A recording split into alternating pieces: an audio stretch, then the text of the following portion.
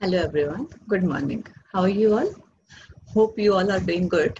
This is Minu Arora, PGT Physics from Government Senior Secondary School, Boys, Civil Lines, Gurugram.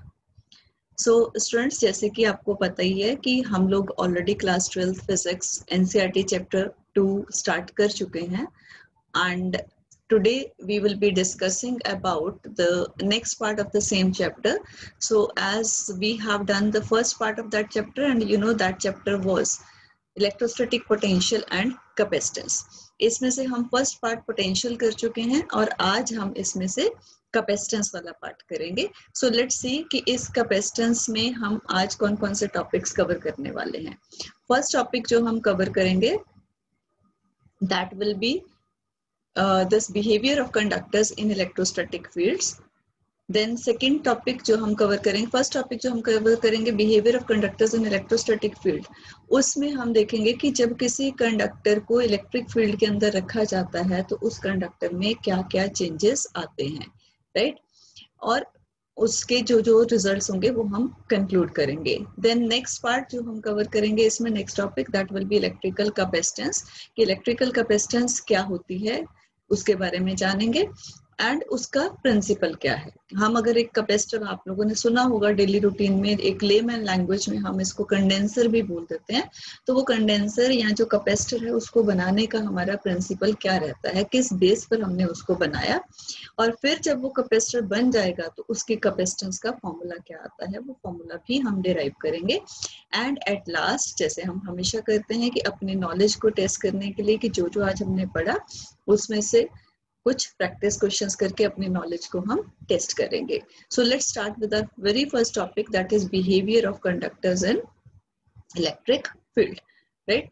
तो इसमें हमारे पास जो behaviour of conductors में हम देख रहे हैं, जैसे कि यहाँ हमने दिखाया, ये डायग्राम देखो, हमने यहाँ दो प्लेट्स ली, one is given positive charge and the second one is given negative charge, right? So due to these two positive and negative charges, an electric field E vector or E naught जो हमने यहाँ लिया, E naught vector, it is set up from positive to negative plate, left to right.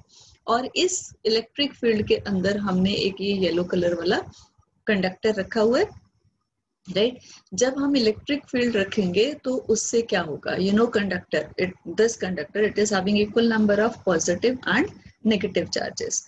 अब ये वाली जो positive plate है वो इसके नेगेटिव चार्ज को अट्रैक्ट करेगी और ये जो नेगेटिव प्लेट है वो इसके पॉजिटिव चार्ज को अट्रैक्ट कर लेगी. And due to these charge differences another electric field EP, that is known as electric field due to polarization, ये सेटअप हो जाएगा from right to left, or you can say opposite to the direction of this applied electric field E naught, right? So first conclusion जो हम यहाँ draw कर रहे हैं, that is net electric field intensity in the interior of a conductor is 0. कैसे वो zero हुआ? हमने कहा कि एक अप्लाइड फील्ड E नॉट है और एक ये पोलराइजेशन की वजह से इलेक्ट्रिक फील्ड आ गया EP vector. And in equilibrium what happens, these two fields are equal and opposite, so net electric field inside the conductor is zero. This is a very very important point कि हम हमेशा आगे जाके ये point लेके चलेंगे कि किसी भी कंडक्टर के अंदर कभी भी कोई इलेक्ट्रिक फील्ड नहीं होता, right? So net electric field inside the conductor is always zero. Second conclusion, what is that? Electric field just outside the charged conductor is perpendicular to the surface of the conductor. Electric field just outside the charged conductor. हमने कहा कि अंदर तो electric field zero है, पर जो इसके यहाँ पे सरफेस पे इलेक्ट्रिक फील्ड होगा जस्ट आउटसाइड द कंडक्टर, वो हमेशा इसके सरफेस के परपेंडिकुलर होगा.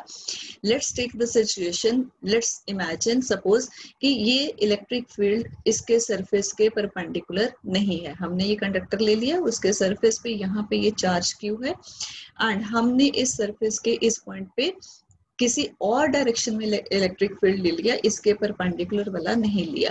And suppose this electric field is making angle theta with the tangent to that point where charge is placed. अगर ये यहाँ एंगल थीटा बना रहा है तो यू नो कि इस E का कंपोनेंट इस डायरेक्शन में आएगा, E cos थीटा.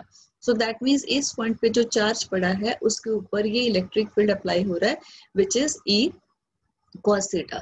और इस इलेक्ट्रिक फील्ड की वजह से इस चार्ज के ऊपर फोर्स लगेगी, and force you know electric field की वजह से जो फोर्स लगती है वो है Q इंटू E, और इस केस में E है E cos थीटा, तो इसके ऊपर फोर्स लगेगी Q E cos theta, and due to this force this charge will get accelerated, और चार्ज यहाँ से जब फोर्स लगने से एक्सेलरेट होगा तो दैट मीन्स यहाँ पे सरफेस करंट आ जाएगा। एंड वी हैव डन कि we have studied in electrostatics कि इलेक्ट्रोस्टैटिक्स में कभी भी कोई सरफेस करंट नहीं होता। सो दैट मीन्स अगर हमने E ऐसे लिया था किसी और एंगल थीटा पे, उसकी वजह से यहाँ सरफेस करंट आया, which is not possible, that's why we have mentioned here not possible. So that means E इस डायरेक्शन में नहीं हो सकता। So if we take E in this direction, electric field along this perpendicular direction, तो theta will be 90 degree. तब देखो ये E cos theta component बन जाएगा E cos 90, and cos 90 is 0, no electric field, no force on the charge, no acceleration, no surface current. So that's why electric field जो है वो हमेशा just outside the conductor जो होता है वो हमेशा कंडक्टर के सरफेस के परपेंडिकुलर होता है। Clear? Now from this first conclusion, जो हमने कहा था कि electric field inside the conductor is 0, वहां से हम एक बहुत इंपॉर्टेंट टर्म कंक्लूड करते हैं, इंपॉर्टेंट कॉन्सेप्ट कंक्लूड करते हैं, and what is that? This concept is electrostatic shielding. Electrostatic shielding नाम से क्लियर हो रहा है, शील्डिंग, किसी चीज को शील्ड करना, प्रोटेक्ट करना। तो what is this electrostatic shielding? It is the phenomenon of protecting a certain region of space from external electric field. अगर हमें किसी डिवाइस को, किसी ऑब्जेक्ट को या किसी स्पेस को एक्सटर्नल इलेक्ट्रिक फील्ड के इफेक्ट से सेव करना है तो हम ये कॉन्सेप्ट यूज कर सकते हैं, that is known as electrostatic shielding.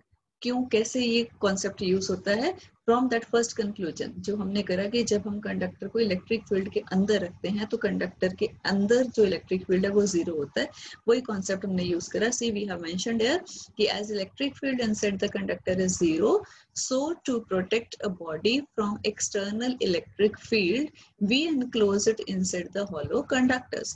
अगर हम किसी बॉडी को जिसको हमें प्रोटेक्ट करना है, सपोज जैसे कि मेरे को सपोज इस पेन को मुझे प्रोटेक्ट करना है, तो मैं इस पेन को एक हॉलो कंडक्टर के अंदर अगर रख दूं तो बाहर जो भी इलेक्ट्रिक फील्ड होगा उसका इफेक्ट इसके ऊपर नहीं आएगा, because electric field inside the conductor is always 0, तो इसके ऊपर उस बाहर वाले इलेक्ट्रिक फील्ड का कोई इफेक्ट नहीं आएगा, right? Such hollow conductors are called Faraday cages. ठीक है, इनको ऐसे हॉलो कंडक्टर्स जिनके अंदर इलेक्ट्रिक फील्ड 0 होता है और उनको हम इलेक्ट्रोस्टैटिक शील्डिंग के लिए यूज करते हैं, they are known as Faraday cages. During lightning, you must have seen it is always advised and it is always safer to be inside a car or a bus than to be in open ground or under a tree।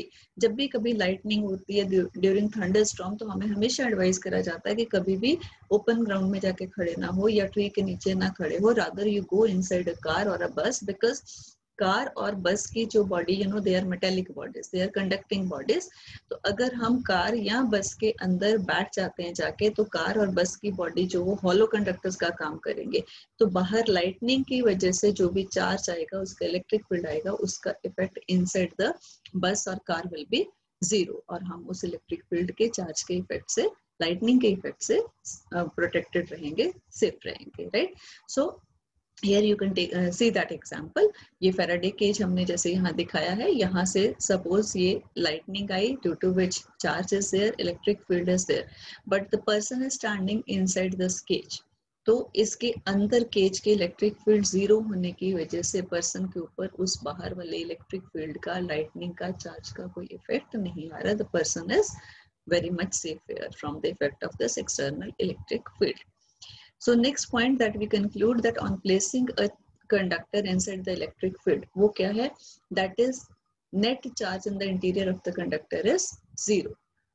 जब हमने ये कह दिया first point में कि यहाँ पे inside the conductor electric field 0 होता है, and by Gauss's theorem we have done that phi flux, electric flux, phi E is electric flux, which is equal to surface integral of E vector dot ds vector, it is equal to Q by epsilon naught। And if E is 0, so from this relation Q is also 0, that means no electric field inside the conductor, no charge is there inside the conductor। So this is the next point that we conclude, that when conductor is placed inside the electric field, there is no charge here, there is no electric field here।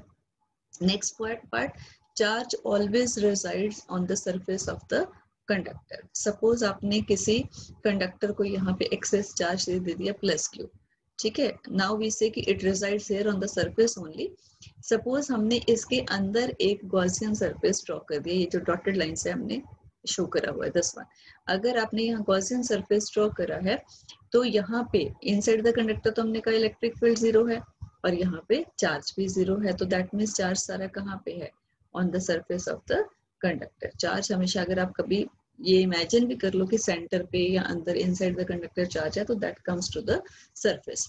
Next one जो कि हम first property से conclude कर रहे हैं, first point से, that is electric potential is constant for the entire conductor. How it is so? Electric potential inside the conductor, यहाँ पे आप किसी भी पॉइंट पे इलेक्ट्रिक पोटेंशियल की अगर वैल्यू लोगे, यहाँ पे या यहाँ पे, that electric potential is always constant. उसकी हर पॉइंट पे वैल्यू सेम आएगी। कैसे? From this relation we have done this relation that E is minus dV by dr, ठीक है। तो E is minus dV by dr, उस फॉर्मूले से we can see, अगर हम ये लेते हैं, I just change the color so that it is visible properly.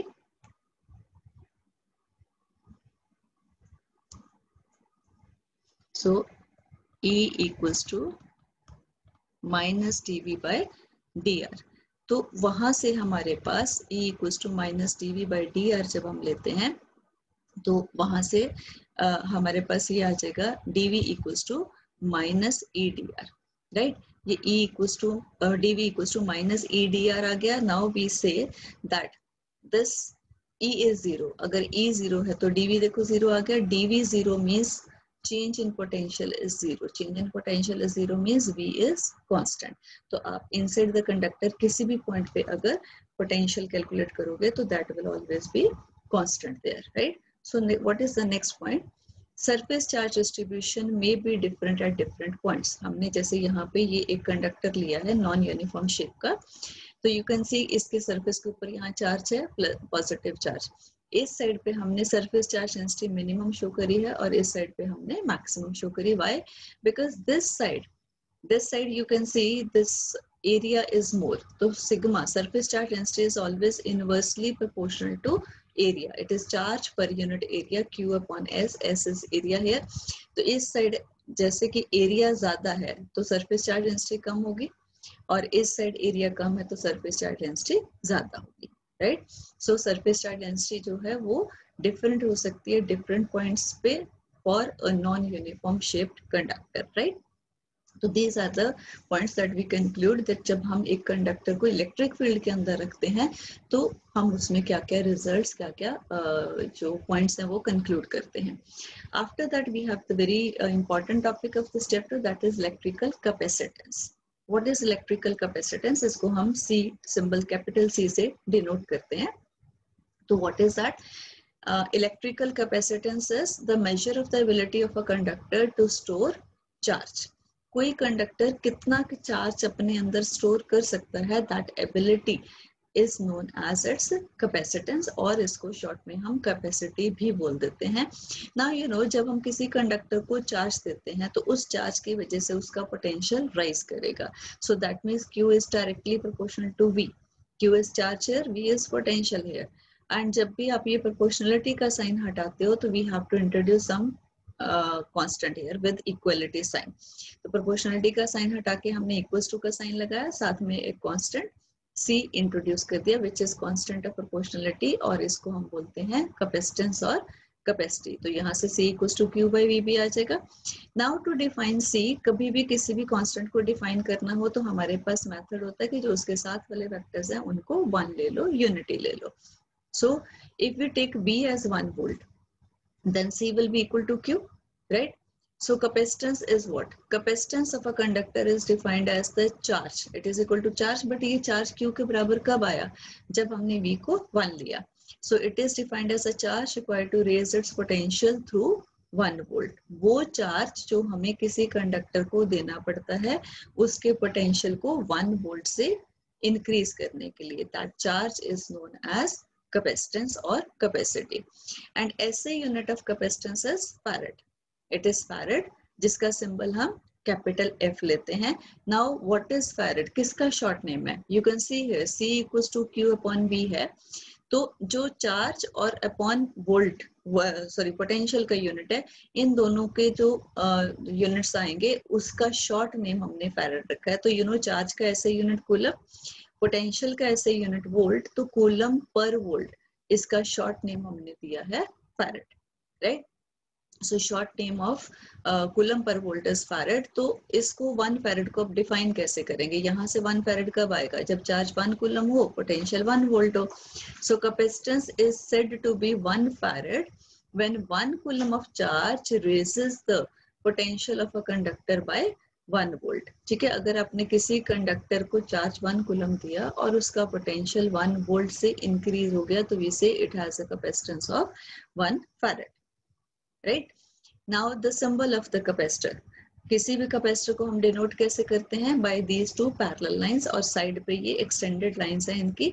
These two parallel lines they represent capacitor, और ये जो साइड वाली लाइंस है they represent the connecting terminals, जिनकी हेल्प से इनको सर्किट में कनेक्ट किया जाता है. अगर कभी हमारे पास कोई वेरिएबल कैपेसिटर हो, मतलब वो कैपेसिटर जिसकी कैपेसिटेंस चेंज हो रही हो, ये तो फिक्स्ड कैपेसिटेंस वाले कैपेसिटर्स के लिए. अगर कोई कैपेसिटर ऐसा हो जिसकी वैल्यू चेंज हो रही हो कैपेसिटेंस की, तो हम हमेशा इसके सिंबल के ऊपर यहाँ पे एरो लगा देते हैं. तो किसी भी चीज को रिप्रेजेंट करने के लिए जो कि वेरिएबल हो, व्हाट वी डू, जैसे हमने ये लिया, ठीक है, ये हमने एक कैपेसिटर पहले ड्रॉ कर दिया, और उसके बाद अगर अब मैं इस सिंबल के ऊपर ऐसे एरो लगा दूं, तो then this is known this is the symbol to represent a capacitor of variable capacitance, right. Since 1 coulomb is big amount of charge, we know कि 1 coulomb is a very big amount of charge. इतना charge हम नहीं दे सकते हैं. तो अगर 1 coulomb बहुत ज्यादा बड़ा चार्ज है, तो ऑब्वियसली 1 फैरेड कैपेसिटेंस भी बहुत ज्यादा कैपेसिटेंस होगी from this formula. So what the generally used symbol units for capacitance will be millifarad, microfarad, nanofarad, picofarad, etc. तो हम हमेशा इनके smaller units use करते हैं because 1 farad is a very very large capacitance. Now capacitance of an isolated spherical conductor. हमने कह दिया कि कंडक्टर की ability to store charges capacitance पर, अगर वो कंडक्टर स्फेरिकल हो, मींस स्फीयर की फॉर्म में हो, तो उसकी कैपेसिटेंस कितनी होगी, कैसे कैलकुलेट करेंगे? It's very simple. रिमेंबर, जब भी आपको कभी कैपेसिटेंस कैलकुलेट करनी हो, तो आप हमेशा पोटेंशियल की कैलकुलेशन से स्टार्ट करो, because you know potential is always due to a charge. तो जब भी आप पोटेंशियल की कैलकुलेशंस करोगे, उसमें कहीं ना कहीं चार्ज जरूर आएगा उसके फॉर्मूले में. तो वहां से Q अपॉन V करके, आपने ये कर लिया C is Q upon V, तो वहां से Q अपॉन V करके हम कैपेसिटेंस का फॉर्मूला कैलकुलेट कर सकते हैं, राइट. सेम हियर, हमने एक ये स्फेरिकल कंडक्टर ले लिया जिसका सेंटर O है, रेडियस R है, and we are placing charge plus Q at its center. You know this will not reside here, it will come to the surface, but to make the study simple, हमने उसको assume कर लिया कि it is lying at the center. Now due to this charge there will be some potential here on the surface of the spherical conductor. तो इस point पे potential at any point on the surface of the spherical conductor क्या होगा? V equals to Q upon 4 pi epsilon naught R. This formula we have already derived when we studied about potential due to a point charge. तो वहां हमने करा था 1/4 pi epsilon naught into Q by R, तो वो formula आ गया इसका. अब देखो इसमें Q आ गया, इसमें V आ गया, तो Q upon V यहाँ से easily कैलकुलेट हो सकता है. जब आप Q upon V कैलकुलेट करोगे तो that will give you the value of C, capacitance. तो from here जब आप Q upon V करोगे तो ये 4 pi epsilon naught R cross multiply होके इधर आ जाएगा, तो C की वैल्यू देखो आ गई 4 pi epsilon naught R. Remember, this formula is to be used when R is given in SI system, that is in meter. क्योंकि हमने यहाँ ये यूज करा है 4 pi epsilon naught, और ये जो 1/4 pi epsilon naught यहाँ यूज करा था, it is always used for SI system and in vacuum. तो that means we are dealing with SI system here. तो यहाँ पे R मीटर में होगा और कैपेसिटेंस फैरेड में होगी, राइट. एंड पर अगर हमें कभी R जो है वो CJ सिस्टम में गिवन हो, that is in centimetre, then it is very वेरी सिंपल. CJ सिस्टम में यू नो ये 1/4 pi epsilon naught की जगह हमारे पास 1 आ जाता है, तो V will be simply Q by R. तब आप Q upon V कैपेसिटेंस निकालोगे तो वो सिंपली R आएगी. सो अगर कभी R हमें सेंटीमीटर्स में गिवन है, तो capacitance will be equal to R but in stat farad, क्योंकि आर सीजीएस में है तो कैपेसिटेंस भी सीजीएस में होगी। जैसे कूलम का सीजीएस यूनिट होता है स्टैट कूलम, ऐसे ही फैरड का सीजीएस यूनिट होता है स्टैट फैरड, राइट। सो यहाँ पे हमारे पास अगर आर सेंटीमीटर में है तो सी आर के बराबर होगा but in stat farad. And from here you also conclude कि capacitance of a spherical conductor is always directly proportional to its radius. More is the radius, more is the capacitance, and vice versa. And this equation, it is true for conducting spheres, whether hollow or solid. ठीक है, तो ये sphere hollow भी हो सकता है और solid भी हो सकता है.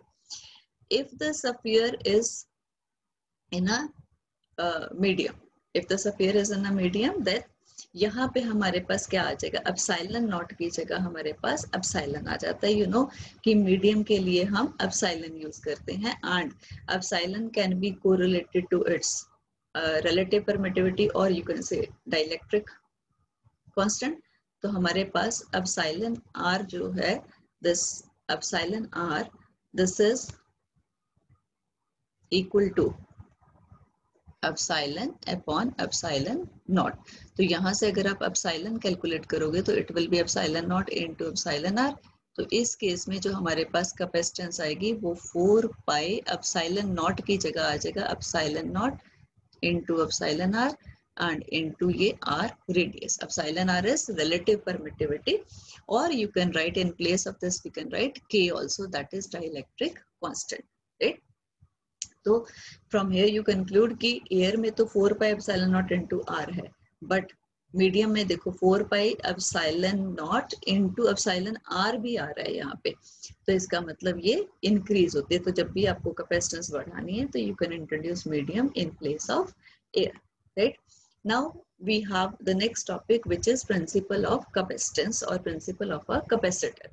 हमें जो कैपेसिटर बनाना है, जो डिवाइस बनाना है चार्ज स्टोर करने के लिए, ऑब्वियसली उसकी एबिलिटी टू स्टोर चार्ज ज्यादा होनी चाहिए। पर अगर आप एक सिंपल वायर लेते हो, कंडक्टर लेते हो, तो वो बहुत ज्यादा चार्ज स्टोर नहीं कर पाता। So then we just thought कि इसकी कैपेसिटेंस को कैसे इंक्रीज करा जाए।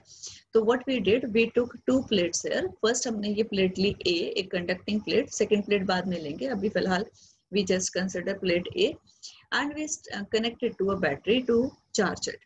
जब आप इसको बैटरी से कनेक्ट करोगे, इसको चार्ज करोगे, तो it will start shifting charge but up to some limit, ठीक है, जो जब तक कि इसकी एक सैचुरेशन नहीं आ जाती। जब ये पूरा जितना चार्ज मैक्सिमम स्टोर कर सकता है कर लेगा, what after that, suppose you still keep connecting it to battery, battery की तरफ से तो चार्ज आ रहा है, but will it go on excepting that? No, because तब इसकी सैचुरेशन होगी, तो वो जो हम एक्स्ट्रा चार्ज इसको दे रहे होंगे that will start getting leaked. So we want to increase its capacitance, ठीक है, मतलब वी वांट कि ये और चार्ज स्टोर करे, पर और चार्ज स्टोर अब नहीं कर सकता। तो व्हाट वी डिड, हमने इसके पैरेलल यहाँ पे एक और ये प्लेट रखी, that is B, conducting plate. जब आपने बी इसके पैरेलल एक प्लेट रखी, तो इन दोनों के बीच में देखो कुछ डिस्टेंस है, due to that there will be some induction. और इंडक्शन से क्या होगा, इस ए के सामने यहाँ पे बी की जो लेफ्ट साइड है वहां पे नेगेटिव चार्ज इंड्यूस हो जाएगा, और इसकी राइट साइड पे पॉजिटिव चार्ज इंड्यूस हो जाएगा due to induction we have started.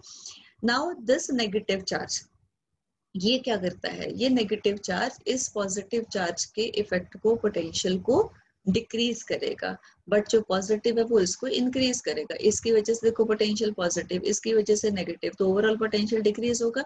ये पॉजिटिव ये इंक्रीज होगा, but we want the potential to get decrease, ताकि पोटेंशियल लोअर हो और उसको रेज करने के लिए हम इसे और चार्ज दे सकें और इसकी कैपेसिटेंस बढ़ सके। दैट मीन्स ये वाला चार्ज जो इसकी पोटेंशियल को इंक्रीज कर रहा है, हमें इसे खत्म कर देना चाहिए। तो for that what we did, हमने right side of this plate जो है इसको हमने अर्थ से कनेक्ट कर दिया। जब आप इसको अर्थ से कनेक्ट करते हो तो ये पॉजिटिव चार्ज जो है इट फ्लोज टू अर्थ।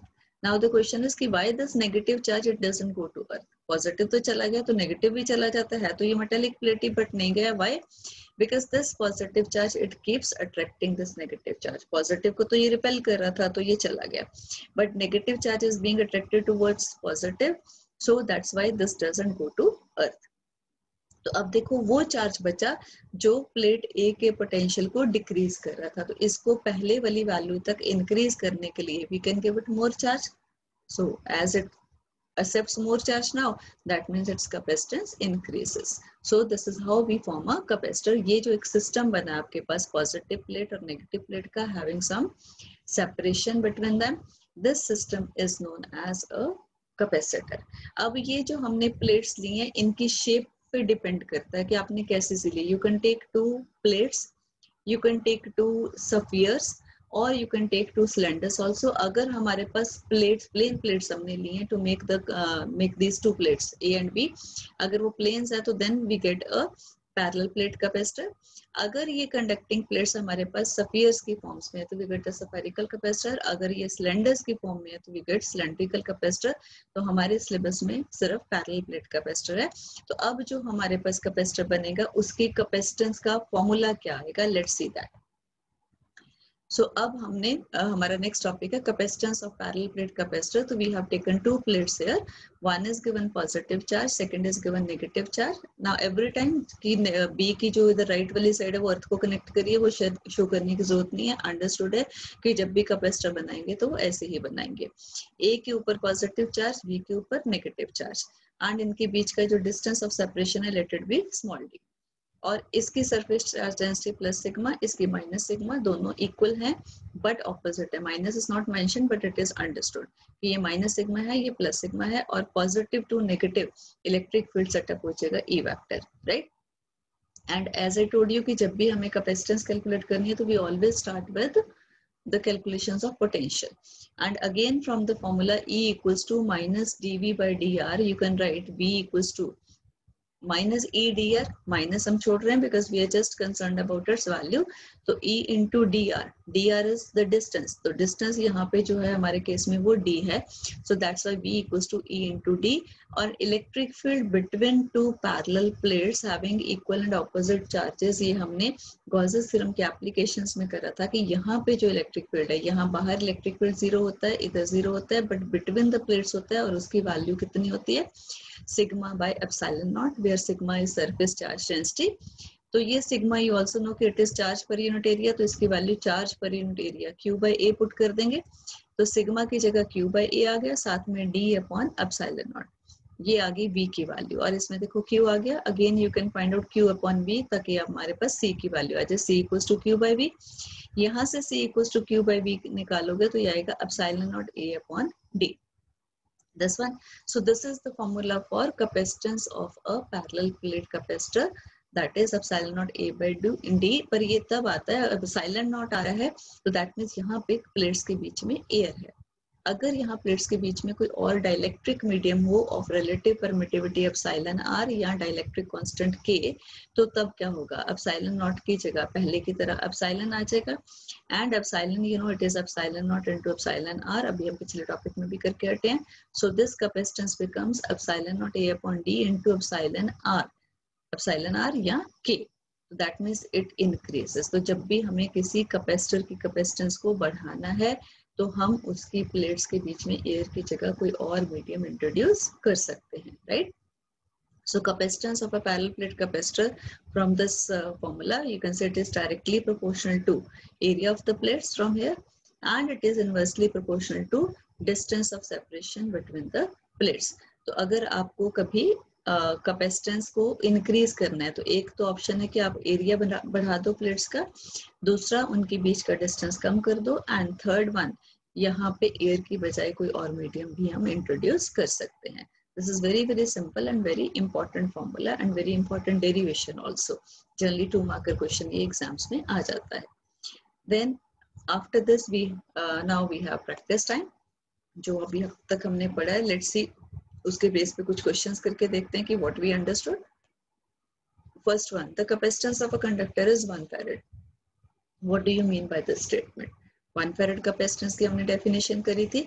अगर हम 1 farad कैपेसिटेंस कहते हैं तो what is the meaning of this, we know कि capacitance is C equals to Q upon V. तो 1 farad कब आएगा, जब Q 1 कूलम है और पोटेंशियल 1 वोल्ट है. So capacitance is said to be 1 farad if 1 coulomb of charge increases its electric potential by 1 volt, right. Second question, next question is which physical quantity has its unit coulomb per volt. Is it a scalar or a vector quantity? किस quantity का unit coulomb per volt होता है? तो again think, coulomb is charge. Coulomb is the unit of charge. Volt is the unit of potential.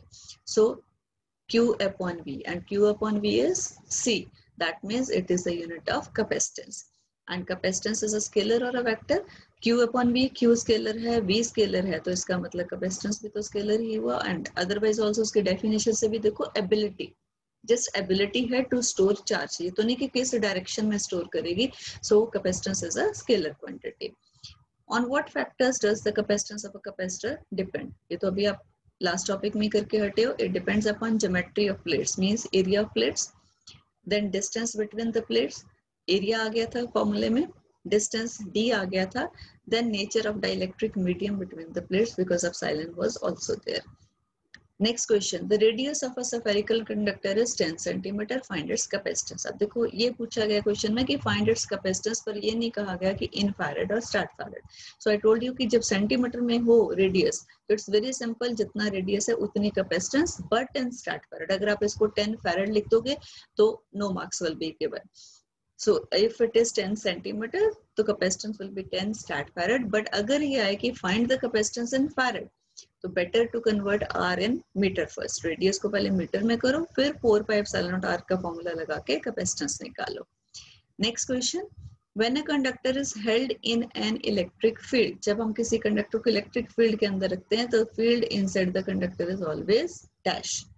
So that we did in the first point of that topic, and this field inside the conductor is always 0.